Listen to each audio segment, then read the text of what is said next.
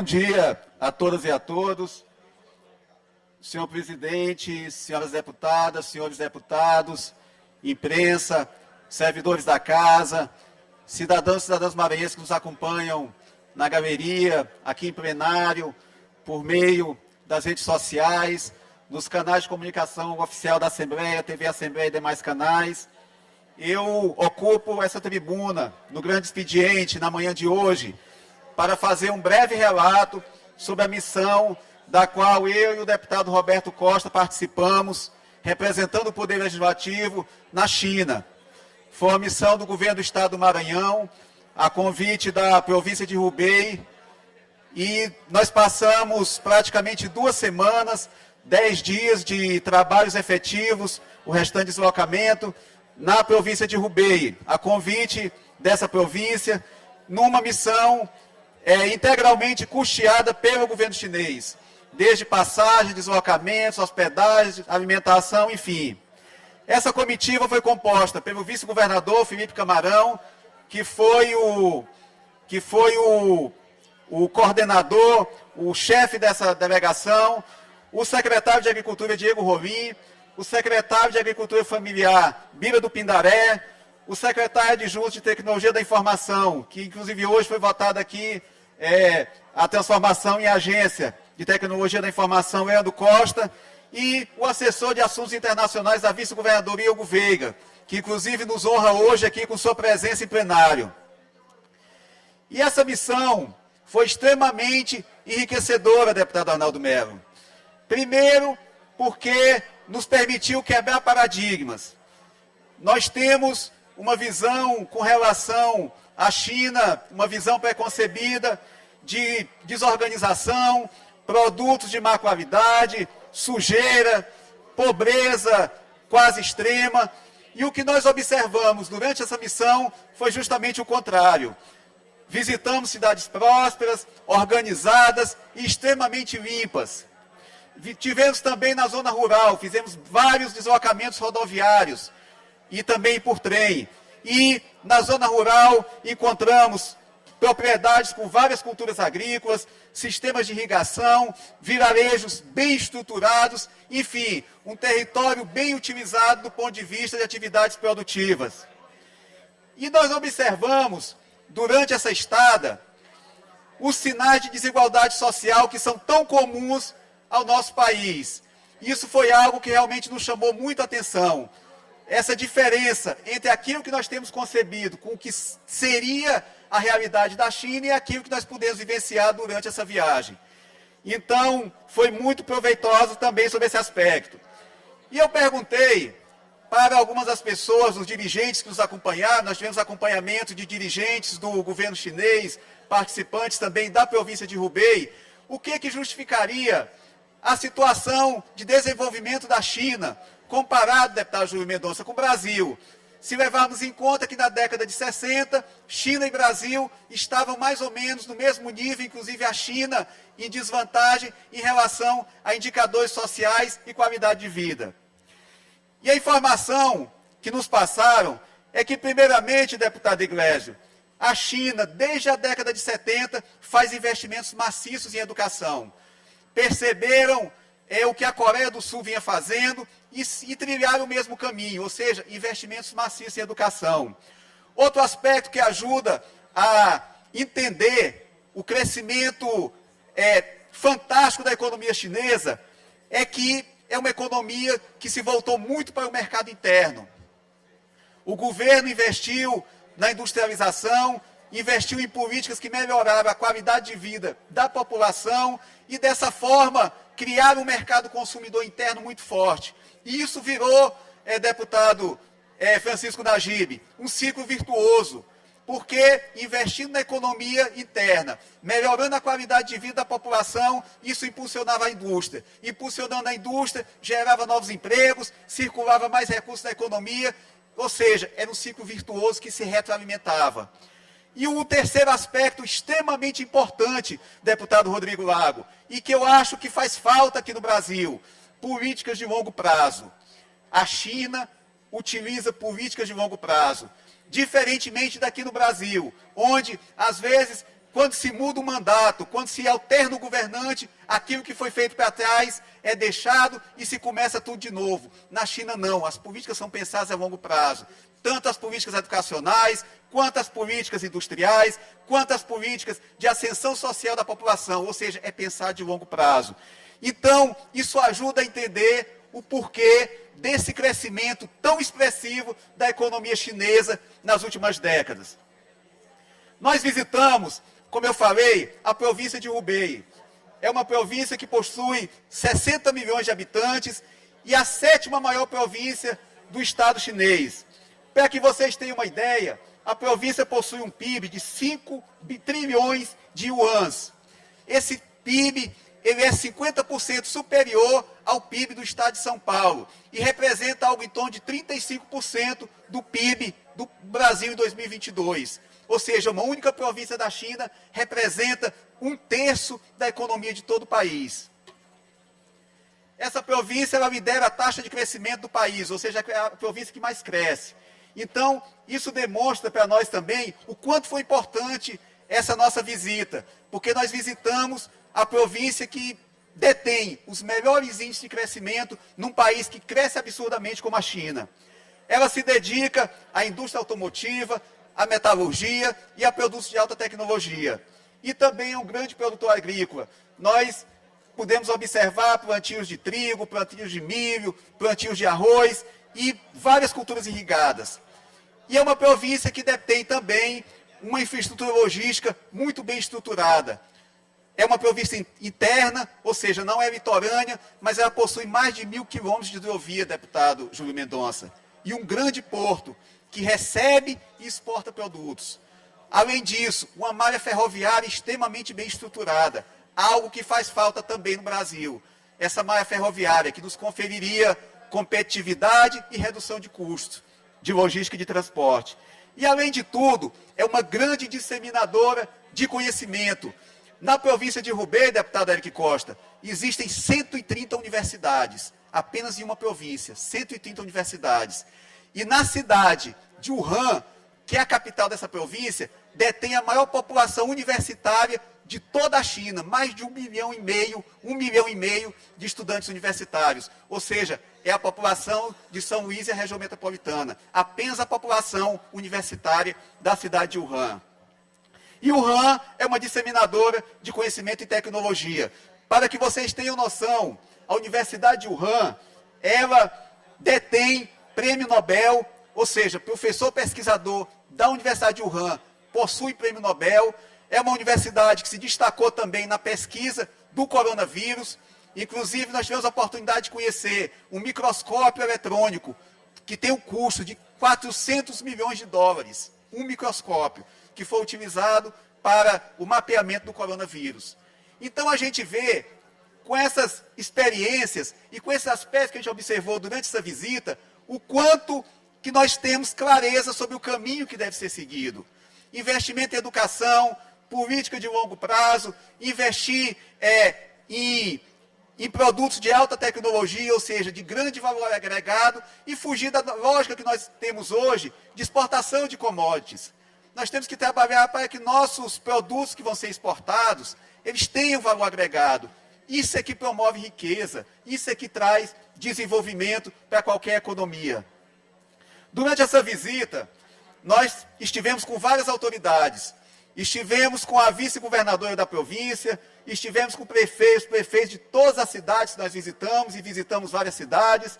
Estivemos com várias autoridades do Legislativo e com representantes do governo central da China também. E foi uma missão multitemática. Ela explorou a área educacional, como eu falei, nós visitamos a Universidade de Hubei, mas visitamos também a Universidade de Medicina Tradicional Chinesa, técnicas milenares que podem perfeitamente, deputado Arnaldo Melo, Vossa Excelência que é médico, serem aplicadas no nosso SUS, acupuntura, outras técnicas também que podem ser utilizadas e incorporadas, reduzindo o custo de tratamento e aumentando a efetividade. Visitamos empresas de vários segmentos econômicos, montadoras de veículos, e um aspecto interessante, deputado Zé Inácio, que uma das montadoras que nós visitamos, a maior de todas, inclusive, ela é extremamente utilizadora de mão de obra. Ou seja, não é um processo eminentemente automatizado. Ou seja, gera produtos, gera caminhões, veículos fora da estrada, veículos para indústrias, mas que emprega muita gente. É o que nós precisamos. Precisamos ter automação, precisamos reduzir custos, mas precisamos também empregar a nossa população. E nós observamos isso nessa indústria que nós visitamos. Estivemos também na Fiber Home, que é a maior produtora de cabos de fibra ótica do mundo. A maior produtora de cabos de fibra ótica do mundo, além de outros insumos de tecnologia. Também uma empresa de ponta que vem se somar a todo esse aparato industrial que a província de Hubei possui. E visitamos outras áreas também, que eu acho que essas têm, inclusive, muito mais aderência, muito mais relação com as nossas atividades econômicas e geram muito mais possibilidades de negócio entre o Maranhão e a China. Nós estivemos no maior importador e distribuidor de proteína animal de Hubei, e um dos maiores da China. Ele já importa hoje, daqui do Brasil, principalmente da região de Santa Catarina, vários produtos, carne de aves, suínos, enfim, vários produtos de origem animal, mas que hoje essas importações estão concentradas no sul do país. Dentre as empresas que vendem para esse grande importador e distribuidor, estão a Seara e a Aurora. Mas é uma oportunidade de negócio para explorarmos. A gente percebe que esse mercado de produtos agrícolas ele é extremamente aberto na China. Até por conta, deputado Júlio Mendonça, da imensa população que precisa ser alimentada, é um espaço totalmente aberto. Nós tivemos também outra indústria de beneficiamento de aves, e um dos carros-chefe, deputado, isso até é um dado pitoresco, interessante, são pés de galinha, pés de pato, itens que nós não valorizamos. Mas, para vocês terem uma ideia, o custo no mercado local é o equivalente a R$160. E nós perguntamos para a dona dessa empresa, uma empresa que começou pequena, começou como um carrinho de venda, um carrinho ambulante. Ela começou com um carrinho ambulante, hoje é uma empresa que tem um faturamento de 1 bilhão de yuans, o equivalente a 700 milhões de reais, deputada Viviane. E eu perguntei, e nós perguntamos, se o Brasil poderia se enquadrar nesse negócio. Quanto seria a escala que nós poderíamos fornecer para essa indústria? E a proprietária da empresa nos disse, quanto vocês produzirem, nós temos interesse de comprar. Então, isso demonstra o tamanho do mercado que se tem. Eu trouxe até aqui, para mostrar para os colegas, alguns desses produtos. Aqui são uns snacks industrializados, de pés de galinha e língua de pato. Língua de pato. Depois vou me mostrar, deputado Júlio. Isso aqui eu encontrei em todos os comércios, postos de conveniência, supermercados da China. Ou seja, é um produto que tem uma aceitação muito grande no mercado. E essa indústria que nós visitamos é a que faz a industrialização desses produtos. E foi que eu perguntei, desses itens e outros mais, principalmente da avicultura, e ela informou, tudo que vocês produzirem, nós temos interesse em adquirir. E aí eu pensei, nós pensamos, o que isso pode gerar de mercado, inclusive para os nossos pequenos. Se a gente conseguir adquirir escala, se a gente conseguir organizar nossos produtores por meio de cooperativas, por meio de entidades associativas, o quanto nós podemos produzir e exportar. Inclusive produtos que para nós não são valorizados, mas que lá tem um alto valor comercial. Então, se a gente conseguir se organizar as cadeias produtivas, identificar produtores, conferir escala, porque não adianta pensar em fornecer para a China se não tiver escala. Nós temos um mercado totalmente aberto, com um comprador certo e pagando alto, um valor elevado pelos produtos que nós podemos produzir. Nós tivemos também na Nine Dragons, que é a maior produtora de papel do planeta. Tem mais de 15 indústrias espalhadas no planeta inteiro, várias na China, indústria em Taiwan, indústria nos Estados Unidos, e eles também estão interessados em investir aqui. Inclusive, para que vocês tenham ideia do interesse que eles têm no Maranhão, deputado Fernando Brade, que preside a sessão, o proprietário da empresa, ele nos acompanhou durante a vistoria.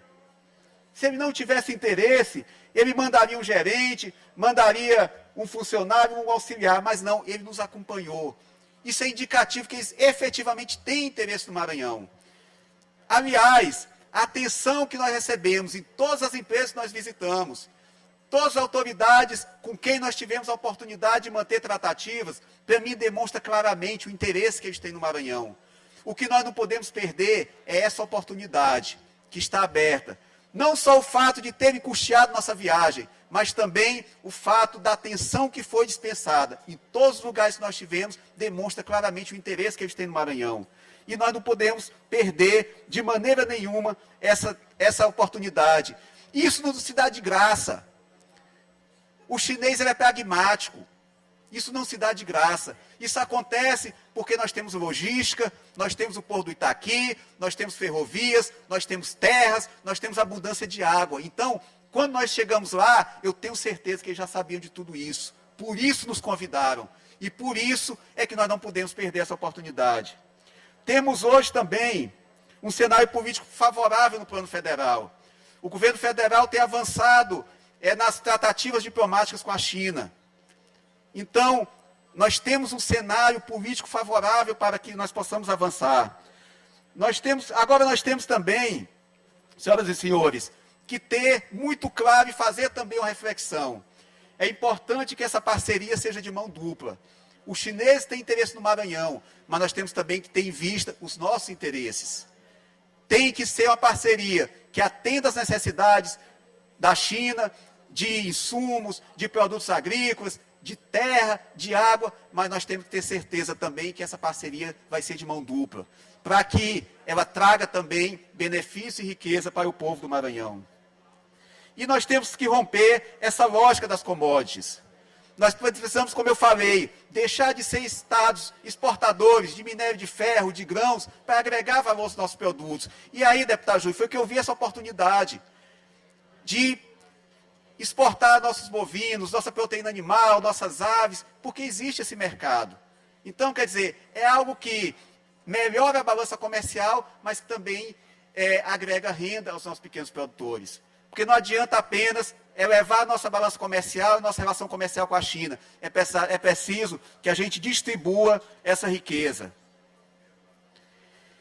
E para isso, é necessário uma convergência de atores.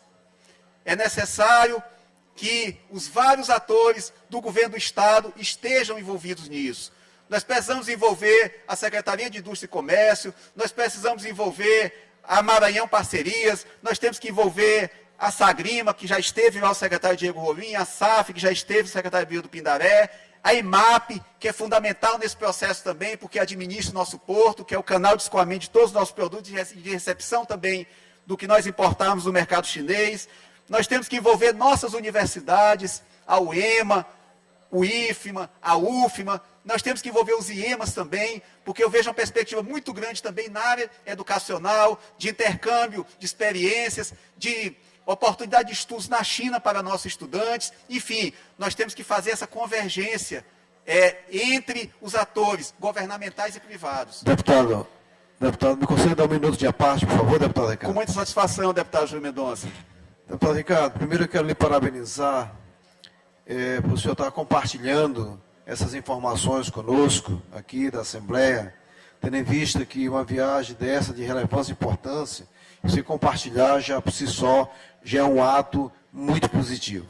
Segundo, eu quero aqui ratificar a nossa posição quanto à necessidade de todos nós nos debruçarmos para que o Maranhão não seja somente um produtor de commodity. Nós tivemos agora aqui com o pessoal da Secretaria da Fazenda semana passada, o deputado Rodrigo Lago, outros deputados estiveram conosco, puxado pelo deputado Najib, sobre o que de fato as commodities deixam aqui. Para você ter uma ideia, não deixe ICMS, não deixe nenhum outro imposto. Segundo, acima de os produtos que são comercializados em torno das commodities são deferidos, insumos e tudo mais. Então é necessário, de fato, eu não estou aqui fazendo um discurso contra o agronegócio, não é nisso. É que nós precisamos fazer sim o agronegócio. Nós precisamos do agronegócio, mas nós temos que ir para além disso. Então, eu quero aqui fazer a minha fala, justamente na direção da fala que você faz, né? Porque nós precisamos agregar valor e fazer com que esse Estado, de fato, seja um Estado desenvolvido, verticalizando aí. Parabéns pela fala, pela reflexão e pela seriedade, né, das suas falas e pelo compromisso com o Maranhão. Eu agradeço, deputado Júlio, e é justamente isso. O agronegócio é importante, a exportação de minério de ferro é importante, essas grandes atividades econômicas, elas são sim importantes para o Estado e para o país, mas nós não podemos perder de vista a necessidade, como você colocou, de diversificar essas atividades e incluir também na nossa pauta de exportação atividades que sejam geradoras de riqueza aqui no Estado do Maranhão e distribuição de renda. Principalmente no estado como Maranhão, que precisa tanto gerar oportunidades e superar seus indicadores sociais, nós temos que investir em atividades que sejam efetivamente distribuidores de renda. Então, é nesse sentido a fala e eu agradeço a parte de Vossa Excelência. E eu queria destacar aqui também a importância da participação do Legislativo nessa comitiva.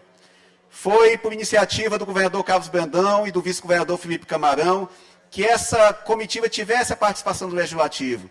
Isso foi importante, deputada Daniela, porque isso conferiu mais credibilidade, mais segurança jurídica e política para os investidores chineses. No momento que nós mostramos que o Legislativo Estadual estava também convergindo nas mesmas propostas, nos mesmos objetivos de viagem, isso deu mais segurança política e jurídica para a viagem, para os potenciais investidores. Porque nós mostramos que o Legislativo também está irmanado desse grande objetivo de ampliar as relações comerciais com a China. Então, foi fundamental e eu parabenizo o nosso vice-governador e o nosso governador por terem tido essa iniciativa de incluir o Legislativo. E já dou a sugestão para que outras missões internacionais também incluam novamente o Legislativo e que outros deputados possam também vivenciar essa experiência. Pois bem, deputado Rafael. Deputado Ricardo Arruda, eu tive a oportunidade de acompanhar pelas redes sociais, Vossas Excelências, a viagem, e agora acompanhando seu pronunciamento, de fato, foi uma missão internacional bem proveitosa. E é importante essa interação do Executivo com o Legislativo, até porque muito do que o Executivo precisa fazer, praticamente tudo, precisa e precede de autorização legislativa. Então, enaltecer aqui a atitude do governador Carlos Brandão, a do vice-governador Felipe Camarão, da interação e essa sinergia entre o Poder Legislativo e o Poder Executivo, e que pôde, inclusive, também elevar o grau de conhecimento de Vossa Excelência que vai ser utilizado na execução do seu mandato, tanto do senhor quanto do deputado Roberto Costa, pois uma missão como essa abre outros horizontes do ponto de vista de gestão pública para o nosso Estado. E, sobretudo, para Vossa Excelência, que está aqui na ponta, é membro de uma comissão, é presidente da comissão, talvez a mais importante dessa casa, depois da CCJ, que é a Comissão de Educação, e ter essa experiência, então, sem dúvida, não tem preço e é um retorno importante para o Estado, até porque o povo delegou o poder a Vossa Excelência de estar aqui representando. Eu agradeço, deputado Rafael, e eu acredito que nas próximas missões internacionais, o governo do Estado vai adotar essa mesma metodologia e vai incluir também representantes do parlamento. E aí vai ser oportunidade para que outros colegas também vivenciem essa experiência e deem esse retorno também para casa. Isso é fundamental. Deputado Rodrigo. Deputado Ricardo Arruda, eu queria aproveitar o pronunciamento de Vossa Excelência, parabenizar não só Vossa Excelência, como também o deputado Roberto Costa, que acompanhou, assim como o governo que convidou a Assembleia a participar, e a nossa presidente Iracema, que, sensível à importância dessa missão internacional, encaminhou 2 deputados para acompanhar essa missão e agradecer também vocês que têm sempre compartilhado essa experiência conosco aqui e a gente espera que essa viagem traga muitos bons proveitos para o Maranhão, para o governo do Estado, mas também para este parlamento, para que a gente possa contribuir cada vez mais para melhorar a vida da nossa população. Tenho certeza que essa experiência foi muito rica, conhecer a iniciativa privada lá, como funciona, conhecer várias tecnologias que poderão ser importadas para cá. Então, o Parlamento Estadual do Maranhão ganhou muito com essa missão internacional e eu agradeço vocês por nos ter muito bem representado lá nessa missão internacional na China. E eu agradeço, deputado Rodrigo Lago. E eu acho que o objetivo é justamente esse, é trazer as boas experiências e, sobretudo, dar continuidade. Não adianta se fazer uma viagem como essa se a gente não tiver os desdobramentos dessa viagem. Se isso efetivamente não se transformar em benefício para a população. Se a gente não puder avançar nas tratativas, se não puder criar efetivamente essa oportunidade. Então, esse que é o grande objetivo, é fazer com que isso tenha desdobramentos e possa se refletir em melhoria da qualidade de vida da nossa população. Então, eu parabenizo aqui o nosso vice-governador, Felipe Camarão, que chefiou essa delegação, essa missão, e que conduziu de forma competente todas as tratativas, mostrando as potencialidades do Maranhão, mostrando os nossos diferenciais competitivos, dentre eles o Porto do Itaqui, nossas ferrovias, nossas terras, e que conseguiu, com muita competência e muita assertividade, oferecer as oportunidades do Estado do Maranhão para possíveis investidores. E eu queria também, e não poderia deixar de fazer registro da importância da semente que vem sendo plantada pelo governador Carlos Brandão. Foi ele que lá atrás percebeu, deputado Rafael, a importância estratégica dessa parceria com a China. Tanto é que ele já chefiou várias missões à China, ao continente, a toda do continente asiático, porque ele percebeu lá atrás a importância e as potencialidades dessas tratativas e o caráter estratégico dessas tratativas. Então, esse caminho que vem sendo trilhado pelo Felipe, na verdade, foi desbravado lá atrás pelo governador Carlos Brandão. Inclusive, alguns empresários com quem nós tivemos já tinham estado anteriormente com o governador Carlos Brandão. Então, quem primeiro plantou essa semente e que agora o Felipe vem dando continuidade, que eu tenho certeza que vai trazer bons frutos, foi o governador Carlos Brandão. E eu queria encerrar minha fala compartilhando a experiência do Hildenberg. Hildenberg é um estudante maranhense da cidade de Bacuri, deputado Júlio Mendonça, que está há 2 anos na Universidade de Roubaix estudando mandarim. Ele começou a estudar como autodidata, por conta própria, deputado Ricardo Rios. A partir daí se aprimorou, ficou sabendo de um programa de recrutamento de bolsistas que estava acontecendo na Universidade de Roubaix, se candidatou e conseguiu a vaga. E está há 2 anos na província de Roubaix, estudando mandarim, agora vai entrar no mestrado. Enfim, ele saiu daqui de Bacuri, do nosso estado do Maranhão, do município de Bacuri, e hoje é estudante da Universidade de Roubaix. E o caminho que foi trilhado pelo Hildenberg pode ser trilhado por qualquer estudante do Maranhão. E esse também foi um dos objetivos dessa nossa missão, fazer tratativas com a universidade para ampliar o espaço dos nossos estudantes. Então, ele é inspiração para nós, é inspiração para nossos jovens, e eu acho que sintetiza muito bem o que nós queremos de relação com a China. Uma relação que seja bilateral, que seja de mão dupla e que gere riquezas para a China, mas que gere riquezas também para o Maranhão. Muito obrigado.